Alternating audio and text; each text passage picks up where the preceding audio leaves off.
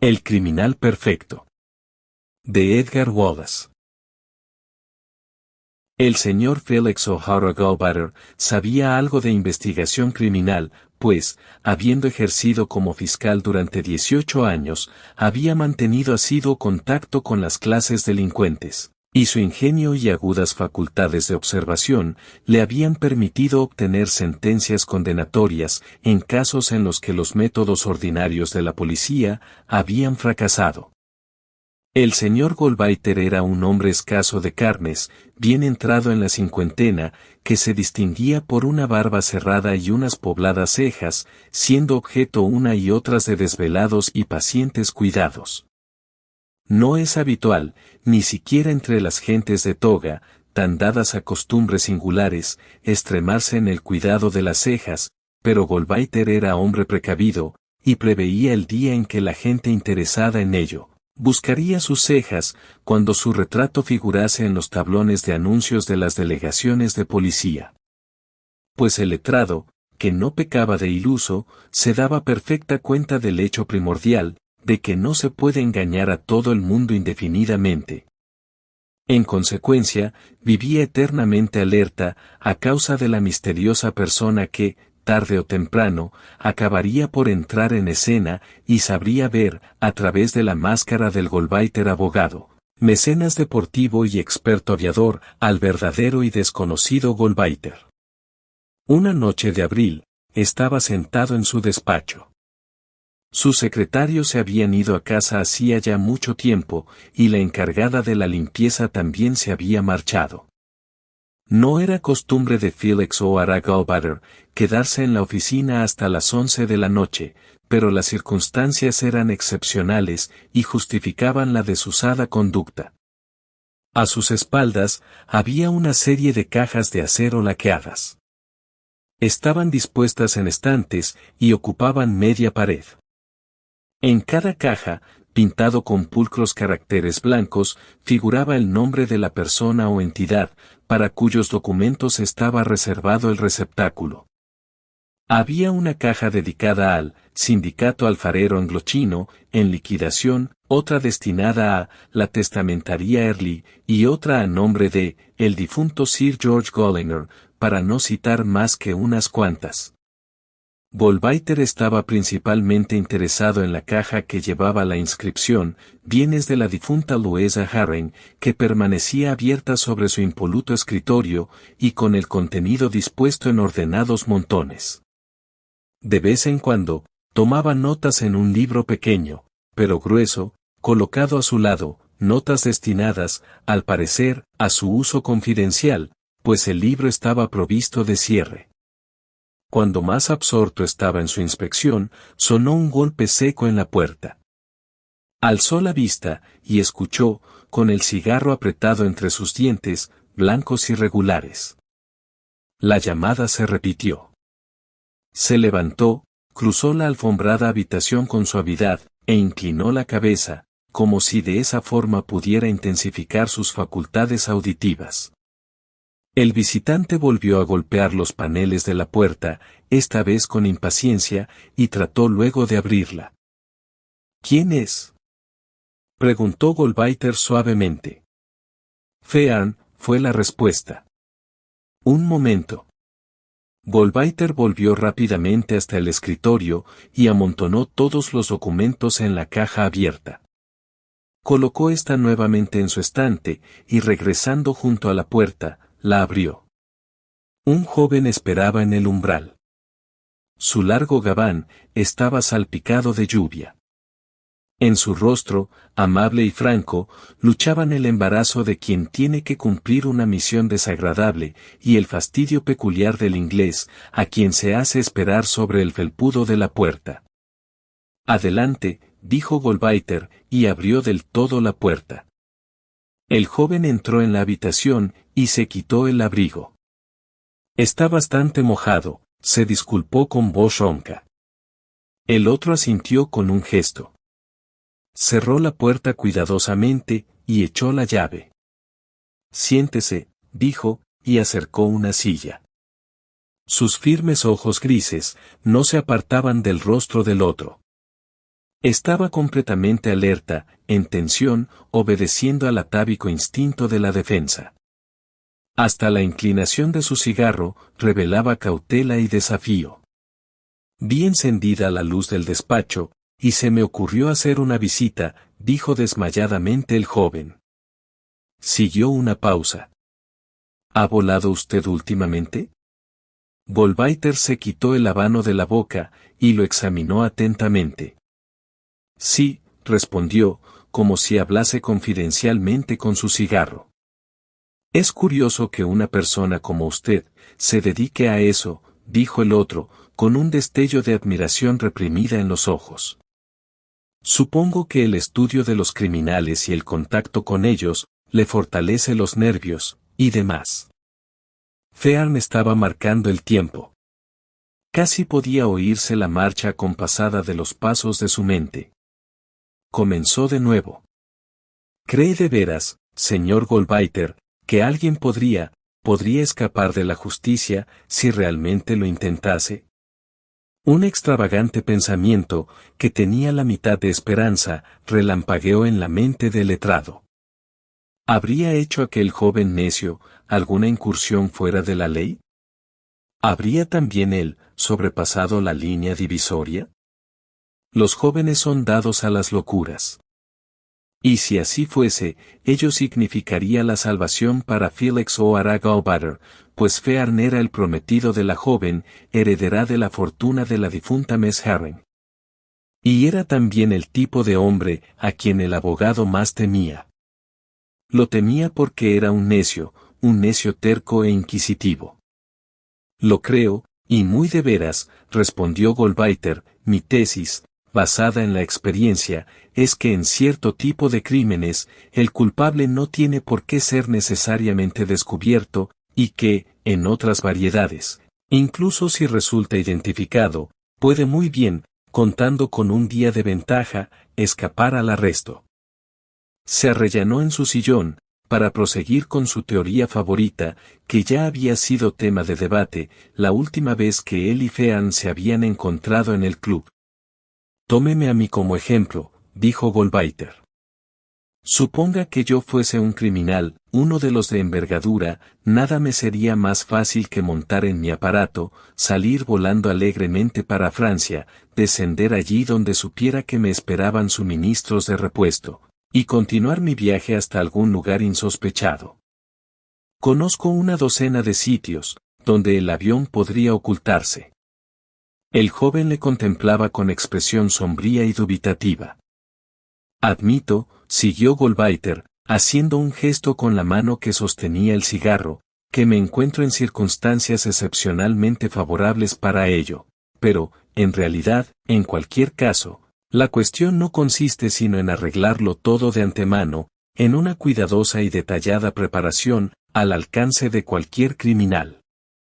El camino, en realidad, está abierto para todos. Pero, ¿qué nos encontramos en la práctica? Un individuo roba sistemáticamente a su patrón, y se engaña a sí mismo todo el tiempo, con la creencia de que sucederá un milagro, que le permitirá salir con bien de sus desfalcos. En vez de reconocer lo inevitable, sueña con la suerte, en lugar de planear metódicamente su fuga, emplea todas sus facultades organizadoras en ocultar hoy el delito de ayer. Se detuvo, a la espera de la confesión que había estado alentando. Sabía que Fearn hacía alguna que otra especulación de bolsa, y que frecuentaba las carreras de caballos. Bueno, gruñó Fearn. Su rostro, magro y moreno, se contrajo en una momentánea mueca. Es maravilloso el no encontrarse fuera de la ley, ¿verdad? Usted no lo estará, supongo.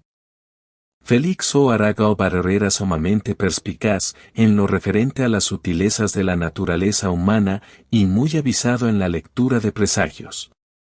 Sabía captar la verdad que se esconde tras una sonrisa, y lo mismo puede ser interpretada como una muestra de humorismo, que como una fatal acusación, y así, en la pregunta que se le formulaba, a modo de burlona humorada, reconoció su ruina.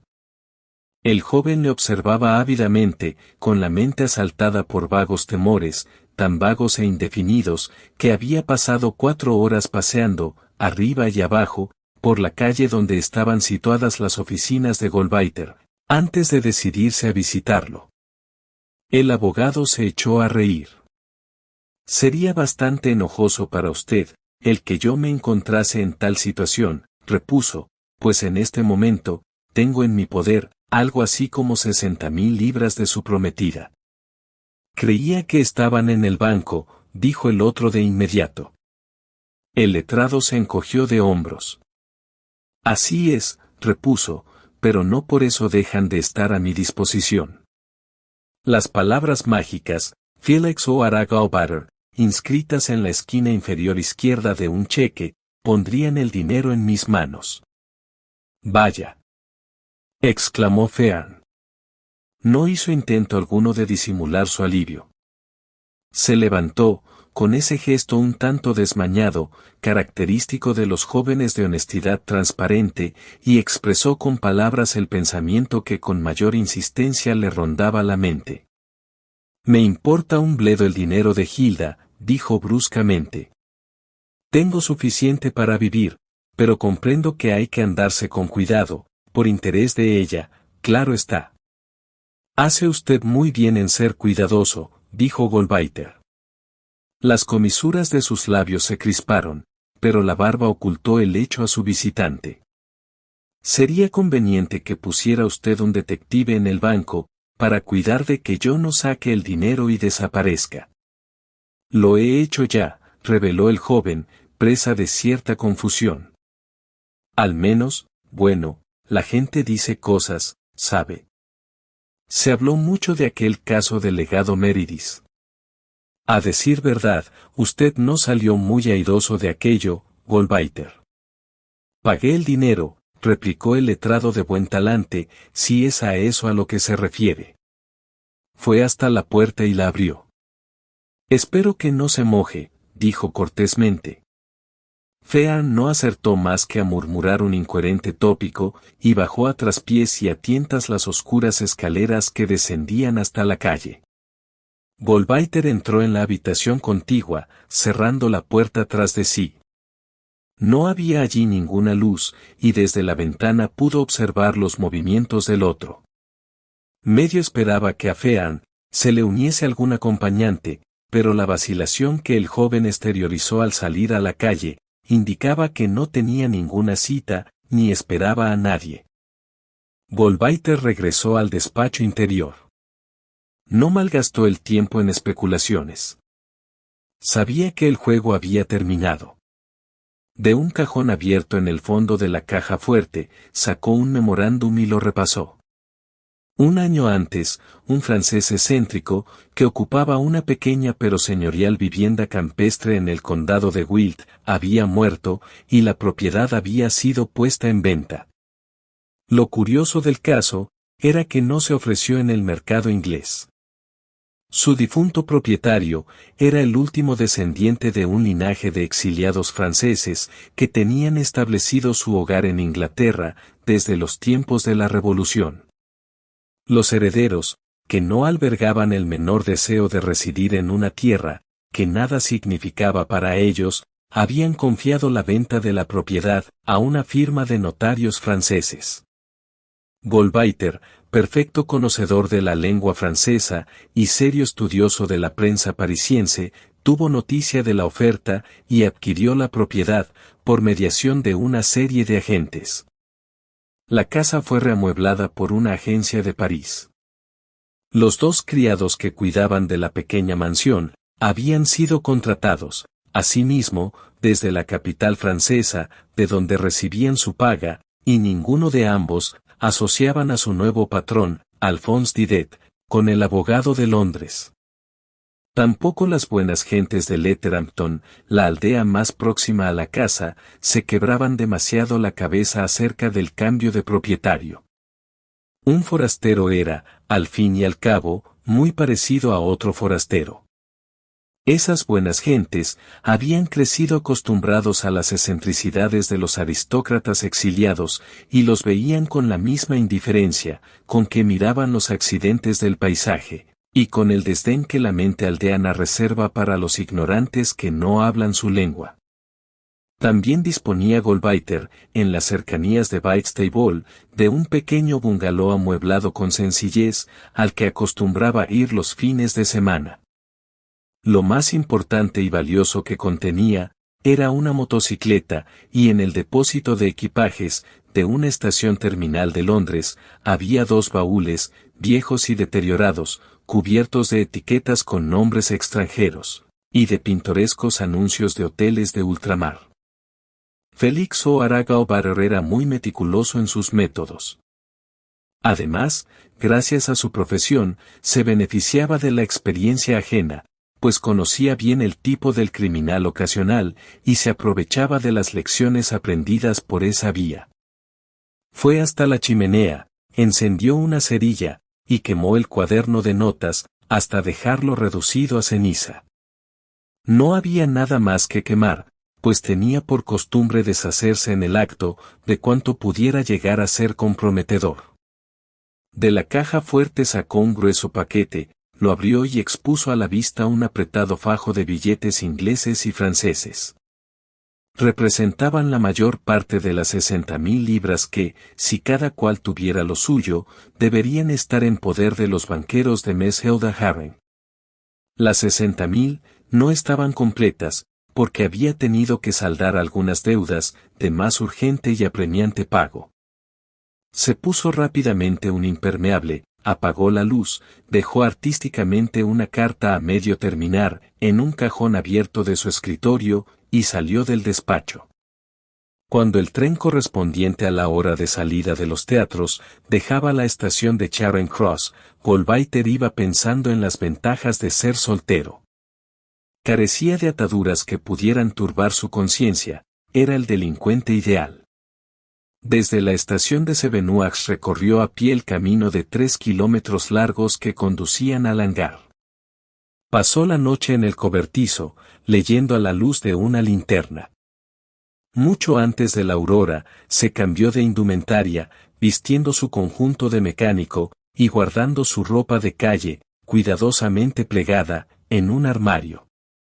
Hacía un día perfecto para volar, y a las 5 de la mañana, con la ayuda de 2 labradores que se dirigían a su trabajo, puso en marcha el avión, y se elevó con facilidad sobre la aldea. Para su buena fortuna, no hacía viento, y lo que era aún mejor, el mar estaba cubierto de neblina. Había tomado la dirección de Whitstable, y cuando percibió bajo él, en la oscuridad, el rumor de las aguas, descendió hasta distinguir la orilla. Reconoció un puesto de guardacostas y prosiguió el vuelo por espacio de 1 milla, a lo largo de la playa. Los periódicos que publicaron el relato de la tragedia del avión, describieron cómo fue descubierto el aparato, flotando invertido a 3 kilómetros de la costa, y la afanosa exploración, efectuada por los guardacostas y la policía, en busca del cuerpo del infortunado Felix O'Hara, que evidentemente se había extraviado, y había perecido ahogado, cuando trataba de llegar a su bungalow. Insinuaban en lenguaje velado, que lo que se proponía, era en realidad ganar la costa francesa, para lo que tenía muy buenas razones. Lo que ninguno de ellos pudo explicar, pues lo ignoraban, fue cómo Felix O'Hara había orientado su aparato en ángulo recto, cuando apenas distaba unos metros de la superficie del agua, y se había dejado caer en el mar, con cerca de 60.000 libras en el bolsillo impermeable de su mono de faena. Ni cómo, con sorprendente rapidez, había alcanzado el pequeño y aislado bungalow de la playa, retorcido sus empapados vestidos en la galería, entrado luego en la casita para mudarse de ropa, y vuelto a salir, para hacer un hato con el mojado conjunto de mecánico, ni cómo había metido este en un saco, convenientemente lastrado, y lo había dejado caer en el pozo, situado detrás de la casa. Ni cómo, con pasmosa celeridad, se había rapado la barba y las cejas, poniendo tal cuidado en eliminar los rastros de la operación, que ni un simple pelo sería jamás encontrado por la policía. Ninguna de esas cosas fue descrita, por la sencilla razón de que no eran conocidas, y de que no hubo ningún reportero, lo suficientemente imaginativo, para figurárselas. A primeras horas de la mañana, un motociclista limpiamente afeitado, de aspecto juvenil, provisto de gafas de motorista y envuelto en un amplio impermeable, se dirigió velozmente a Londres, deteniéndose únicamente en las poblaciones y fondas frecuentadas por los motociclistas.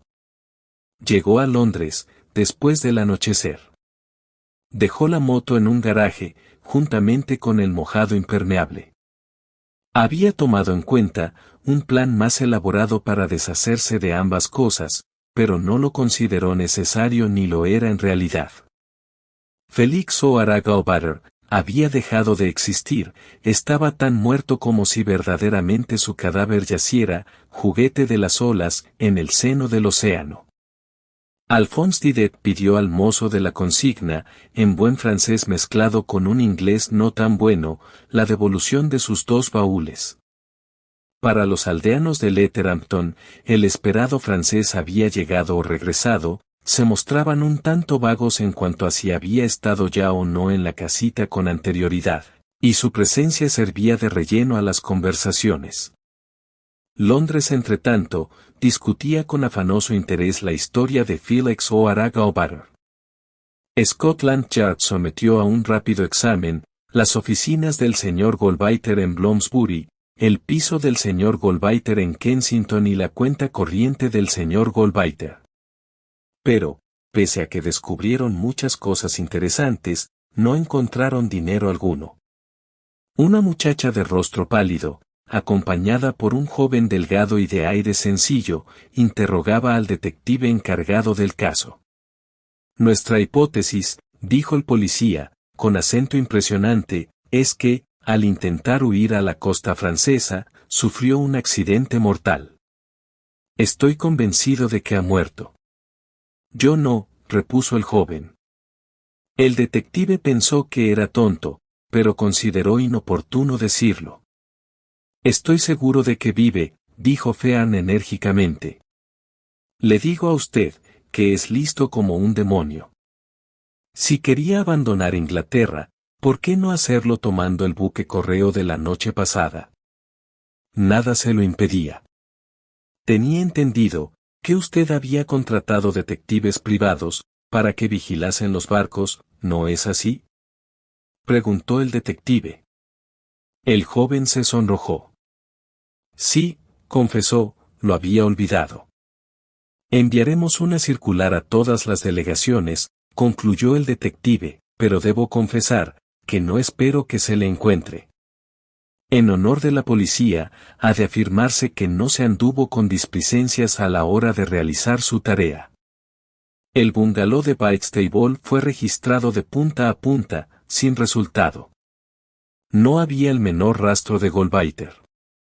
Incluso el espejo, ante el que se había afeitado, estaba cubierto de una espesa capa de polvo. Este había sido uno de los primeros artículos del mobiliario, examinados por el detective.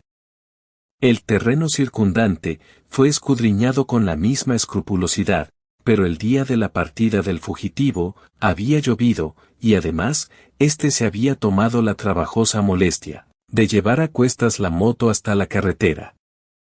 Su piso no ofrecía tampoco indicio alguno de su paradero.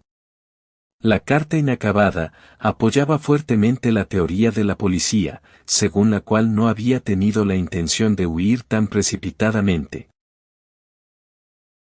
Afortunadamente, el caso mereció para los periódicos franceses el interés suficiente como para permitir a Felix O'Hara adquirir un conocimiento básico de la marcha de las investigaciones. Cada mañana, llegaban puntualmente a su mansión los periódicos Le Petit Parisien y Le Matin. No se había suscrito a ningún periódico inglés, era demasiado prudente para hacerlo. En las audaces columnas de Le Matin, descubrió algo sobre sí mismo, todo cuanto deseaba saber, y ese todo era altamente satisfactorio. Se entregó a la relajante vida de su casa de campo. Había planeado el futuro, con todo detalle. Se autocondenó a 6 meses de reclusión en su bella vivienda, al término de los cuales podría establecer ya, merced a una asidua correspondencia, llevada con el tacto y la estrategia debidos, su personalidad como Alphonse Didet, sin el más leve temor de ser identificado. Pasados los 6 meses, haría una excursión ordinaria, quizá a Francia, o siguiendo un plan más elaborado, saldría embarcado en un yate. Por el momento, se dedicó al cultivo de sus rosas, al estudio de la astronomía, al que le invitaba el diminuto observatorio del difunto propietario, y a mantener una voluminosa correspondencia, con varias doctas sociedades, situadas en Francia. Había por entonces en Letterhampton, un superintendente de policía, amante del estudio. Lenguas ingratas expresaban la opinión de que sus estudios adolecían de una laguna imperdonable para los de su profesión, la criminología. El superintendente Grayson era un hombre hecho a sí mismo y un autodidacta.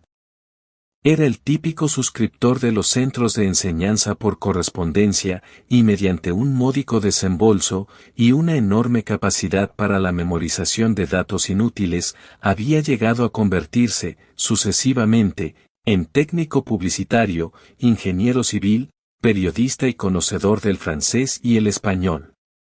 Su francés pertenecía a la variedad que se entiende mejor en Inglaterra, sobre todo por los profesores de centros de enseñanza por correo.